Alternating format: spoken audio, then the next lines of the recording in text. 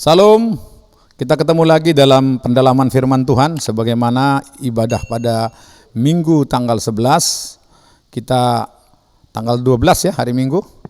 Hari Minggu kemarin, Bapak Ibu, kita belajar tentang firman Tuhan ya. Dan kita percaya ya, kita rindu supaya hari ini kita mendalami kembali firman Tuhan ya. Oleh karena itu, mari kita belajar firman Tuhan, kita berdoa lebih dulu. Bapa Surgawi, berbicaralah kepada kami siap untuk belajar firman-Mu karena kami tahu firman-Mu pelita bagi kami, terang bagi jalan kami. Dalam nama Yesus, amin. Bapak Ibu, perjalanan hidup kita sama seperti bangsa Israel ya, yang mengalami perjalanan yang panjang untuk mencapai sasaran. Demikian juga kita, jemaat dan orang percaya, kita ingin mencapai tanah perjanjian kita, di mana ada janji Tuhan kepada kita. Oleh karena itu, kita mungkin dalam perjalanan mengalami hal-hal yang buruk dan yang baik. Seperti saat ini kita mengalami, dihadapkan pada pilihan yang buruk dan yang baik. Sekarang ini penyakit begitu merajalela ya. Kesempatan belajar juga kita harus daring ya. Kemudian ekonomi kita agak sulit. Tapi kita ingat janji Tuhan yang luar biasa. Sama seperti yang dialami oleh bangsa Israel ketika zaman Yeremia menjadi nabi, ada perjalanan seperti itu sehingga akhirnya Yeremia bertanya kepada Tuhan, bagaimana sebenarnya perjalanan ini? Dan akhirnya Tuhan menyampaikan firman Tuhan kepada dia. Dalam Yeremia 24 ayat 2 sampai 7 berkata demikian ya. Yeremia 24 ayat 2 sampai 7 demikian firman Tuhan. Keranjang yang satu berisi buah ara yang sangat baik, seperti buah ara bungaran, tapi keranjang lain berisi buah ara yang jelek, yang tak dapat dimakan karena jeleknya. Tuhan menyuruh Yeremia melihat apa penglihatan yang ada. Dan kemudian dia berkata lagi, lalu berfirmanlah Yahweh kepadaku, apakah yang kau lihat hai Yeremia? Maka jawabku, buah ara yang baik itu sangat baik, dan buah ara yang jelek yang tak dapat dimakan karena jeleknya.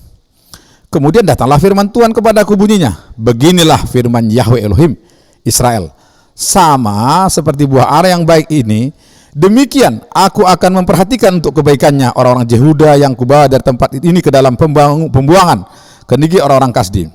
Maka aku akan mengarahkan mataku kepada mereka untuk kebaikan mereka, dan aku akan membawa mereka kembali ke negeri ini. Aku akan membangun mereka, bukan meruntuhkannya. Aku akan menanam, bukan mencabutnya. Aku akan memberi mereka suatu hati untuk mengenal aku, yaitu bahwa akulah Yahweh. Mereka akan menjadi umatku, dan aku ini menjadi Elohim mereka. Mereka akan bertobat kepadaku dengan segenap hatinya. Dalam hal ini Tuhan bertanya kepada Yeremia, dan ada hal yang buruk, busuk, dan ada yang baik. Kondisi bangsa itu demikian. Kondisi kita juga demikian saat ini. Ada yang busuk, ada yang baik. Dan apa kata Tuhan? Pandangan Tuhan terhadap perjalanan orang percaya adalah, dia berkata, aku akan melihat yang baik. Aku akan mengarahkan yang baik. Aku akan membuat mereka akan mencapai perjanjiannya. Bapak Ibu, hari-hari ini ada keadaan demikian. Kita perlu melihat ini. Kita perlu melihat kebaikan Tuhan. Kita perlu melihat apa yang Tuhan berikan kepada kita untuk kita kembangkan. Apa yang diberikan kepada teman kita untuk kita dorong. Bukan mencari kejelekannya. Bukan mencari kejelekan pemerintahan kita. Kita belajar untuk melihat kebaikan yang Tuhan sudah lakukan di negeri dan bangsa kita dalam kondisi ini. Sebab Tuhan berkata, mari tetap pegang janji Tuhan dalam hidup. Janji Tuhan kepada kita, kita semua ada janji Tuhan. Dalam Yeremia 9:7 berkata, 11 kata perkataan apa? Jangan-janganku rancangan damai sejahtera masa depan yang penuh harapan. Dia udah berikan kepada kita, masing-masing kita diberi janji Tuhan. Kita harus percaya ke sana. Jangan lihat yang busuk seperti pengintai ketika bangsa Israel mau masuk ke tanah perjanjian. Musa menyuruh 12 suku mau mengintai tanah perjanjian, tanah Kanaan. Ketika mereka pulang dalam Bilangan 13 mereka menyampaikan kabar busuk. Kenapa? Mereka tidak melihat dengan pandangan Tuhan. Bahwa Tuhan melihat itu baik, dan walaupun mereka besar, walaupun bagi mereka, Tuhan berkata itu akan diserahkan kepada mereka. Demikian juga kita hari-hari ini. Kita harus belajar percaya kepada janji Tuhan. Sering sekali Bapak Ibu, kita menjadi manusia sering melihat yang buruk saja. Ada satu cerita yang menarik oleh seorang guru. Dia bertanya kepada muridnya dengan membuat tulisan di papan tulis. Dia tulis 2 tambah 2 sama dengan 4. Orang semua senang. 4 tambah 4 sama dengan 8. 8 tambah 8 sama dengan 16. Lalu tulis 9 tambah 9, 19. Apa yang terjadi? Mereka semua tertawa. Karena apa?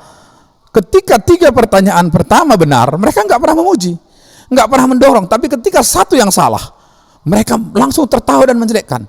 Kita sering dalam perjalanan kita juga tanpa sadar melakukan itu. Kita hanya melihat kejelekan dan mulai bersungut-sungut seperti bangsa Israel. Itu yang dikatakan dengan rumus 100 kurang 1 adalah 0. 100 kebaikan hanya 1 kesalahan, semua menjadi 0. Itulah dikatakan susu sebelanga hancur gara nilai titik. Oleh karena itu, dalam hal ini kita nggak demikian. Kita belajar jadi orang percaya, kita mari saling mendorong, saling menguatkan. Dalam kondisi sekarang ini, kita bukan mengorek-ngorek dan melihat kelemahan-kelemahan sedang terjadi.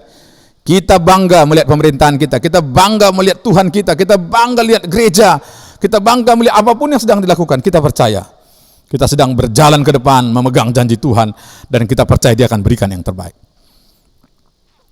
Ada satu cerita yang menarik, ya. Saudara, ada seekor gajah yang sangat terkenal di kerajaan India waktu itu, dan dia dipakai oleh raja sangat sayang karena perang kemanapun dia sering memberi kemenangan kepada rajanya. Tapi waktu juga berubah sehingga dia menjadi tua, dan ketika dia tua, raja tetap sayang kepada gajah, tapi dia dipinggirkan, tidak diikutkan perang lagi. Karena dia sendiri akhirnya dia sering jalan-jalan. Suatu ketika dia masuk ke dalam lumpur, dan dalam lumpur dia nggak bisa keluar. Semakin waktu dia semakin mau tenggelam. Ketika penjaga gajah, pemelihara gajah itu melaporkan kepada raja, lalu raja turun, dan raja sangat sedih. Lalu segala upaya dilakukan untuk menolongnya, tapi tidak terjadi apa-apa. Lalu apa yang dilakukan oleh ada seorang penasihat raja yang sudah pensiun datang berkata, dia bisikkan kepada raja, kita palu genderang, kita soraki dia, kita ingatkan dia tentang genderang perang dan untuk kemenangan. Sebenarnya raja mikir ini kok dibuat begitu, banyak orang juga merasa lucu.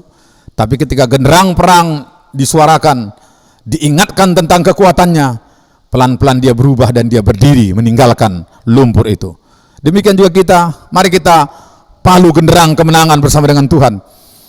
Kita palu kesukaan kita memuji Tuhan, maka saudara dan saya akan lihat kebangkitan, kemenangan, dan penguasaan situasi akan mencapai kita. Itulah firman Tuhan hari ini. Bangsa Israel akhirnya bisa kembali kepada kerajaan yang sudah disiapkan. Dia kembali ke Yerusalem, dan mereka bersatu, dan mereka hari ini menjadi bangsa pilihan yang luar biasa. Kalau Tuhan sudah lakukan kepada mereka, Tuhan yang kita sembah adalah sama, itu Yahweh, di dalam nama Tuhan Yesus, maka Dia juga bisa melakukan kepada kita semua. Kita akan keluar dari lumpur itu, kita akan menang. Kita tidak akan berkata kami sudah terpuruk, tapi kita akan berkata, jika Tuhan di pihakku, siapakah lawanku? Mari kita berdoa. Bapa Surgawi, terima kasih untuk firman-Mu. Biarlah kami belajar untuk bangkit berdiri, menang, dan kami percaya kami melihat yang baik Engkau buatkan. Karena kami percaya yang buruk itu ketika kami minta ampun, Kau mengampuni kami. Bahkan Kau melupakannya. Karena Kau berkata di kayu salib semua sudah selesai. Karena itu kami berkata, bahkan kemenangan pun sudah Kau selesaikan di kayu salib. Dalam nama Yesus kami berdoa. Amin.